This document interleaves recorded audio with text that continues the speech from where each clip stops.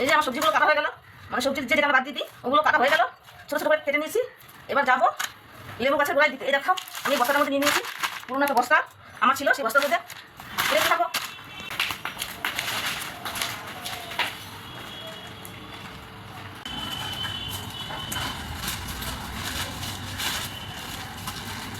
আমার সবজিগুলো কেটে আমি জলের মধ্যে ভিজিয়ে রেখেছি, এখন ধুয়ে রান্না চাপিয়ে দেবো, তবে হয়ে যাবে। এটা হচ্ছে মেথি শাক, দেখতে পাচ্ছ মেথি শাক বন্ধুরা, মেথি শাক রান্না হবে। আর এখানে আলু কুমড়ো কেটে জলে ভিজিয়ে রেখেছি। আর এই দেখো লাউ শাক, আজকে লাউ শাক রান্না হবে ডালে বড়া দিয়ে। আর এখানে দেখো মুসুর ডাল বেটে আমি রেখে দিয়েছি, মানে মিক্সিতে পেস্ট করে রেখে দিয়েছি, এটাকে বড়া ভাজা হবে। কিছুটা ডালের সাথে খাবো, কিছুটা আমার এই লাউ শাকের মধ্যে দিয়ে দেবো। খুব টেস্ট লাগে, তোমরা খেয়ে দেখবে।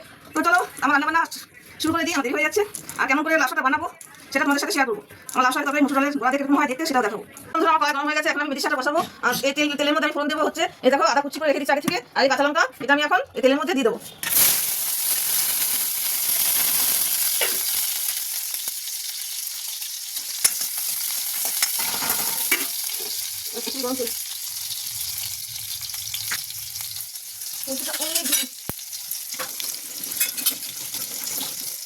তো দেখো আদা লঙ্কা ভাজা হয়ে গেছে, এর মধ্যে আমি দিয়ে দেবো এবার মেথি শাকগুলো।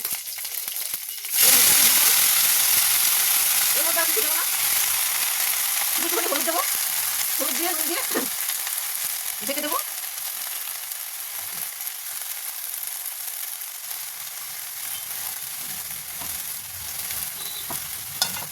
এটা দেখো নুন আদার মতো এখানে দেবো, কারণ এটা তো সেদ্ধ হবে, সিদ্ধ হলে অল্প হয়ে যাবে। বেশি নুন দিলে নুন কটা হয়ে যাবে, তখন খাওয়া যাবে না।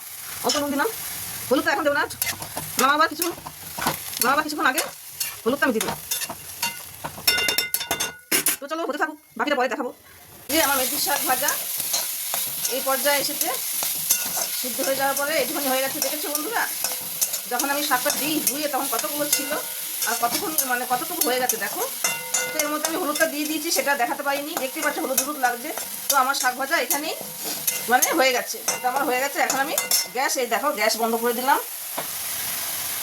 ছোটো একটা কড়াই আছে, এখন এই কড়াইয়ের মধ্যে মসুর ডালের বড়াগুলো আমি ছেড়ে দেবো একটা একটা করে।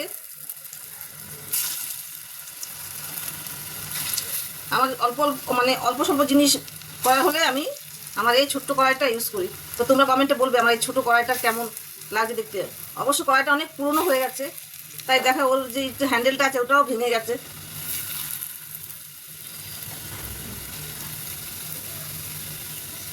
তো আমি যে কটা দেবো ঠিক পরিমাণ মতো ওই কটাই দেবো, বেশি দেবো না,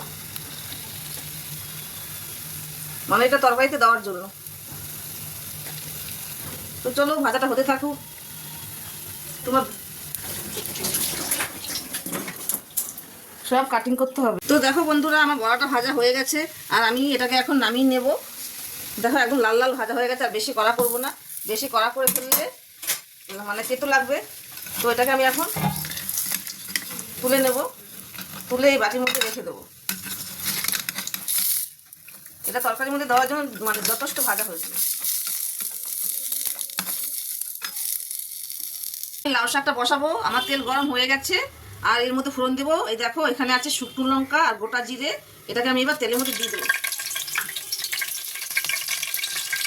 দরকার একটু নেড়ে দেবো।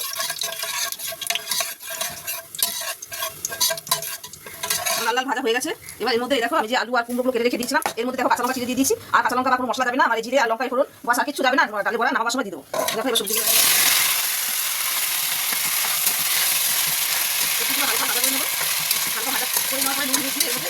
লাল শাকগুলো আমি দিয়ে দেবো। তো হালকা ভাজা প্রায় হয়ে গেছে আমার কুমড়োগুলো। এর মধ্যে এখন আমি দিয়ে দেবো নুন, আন্দাজ মতো নুন দিয়ে দেবো, নুন দিয়ে দিলাম। আর এর মধ্যে দিয়ে দেবো হলুদ, এটা হলুদ আন্দাজ মতো দেবে, বেশি হলুদ দিলে না তরকারি স্বাদ লাগে না, এটা জেনে রেখো। তারপরে এটাকে আমি হলুদটাকে ভেজে নেবো, যাতে হলুদের কাঁচা গন্ধটা না থাকে, সেই জন্য একটু হালকা ভাজা করে নেবো নেড়ে চেড়ে।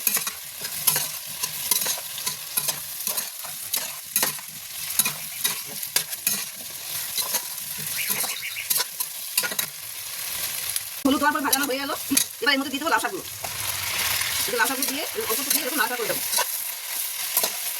এর মধ্যে কিন্তু আর কিছু মশলা করবে না, কাঁচা লঙ্কা দিয়ে দিয়েছি, শুকনো লঙ্কা ফোড়নে আমি দিয়ে দিয়েছিলাম, নুন হলুদ আলুর মতো দিয়ে দিয়েছি। আর শুধু নামাবার সময় একটুখানি আমি চিনি দিয়ে দেবো। তো চলো বাকিটা শেষে দেখিয়ে দেবো।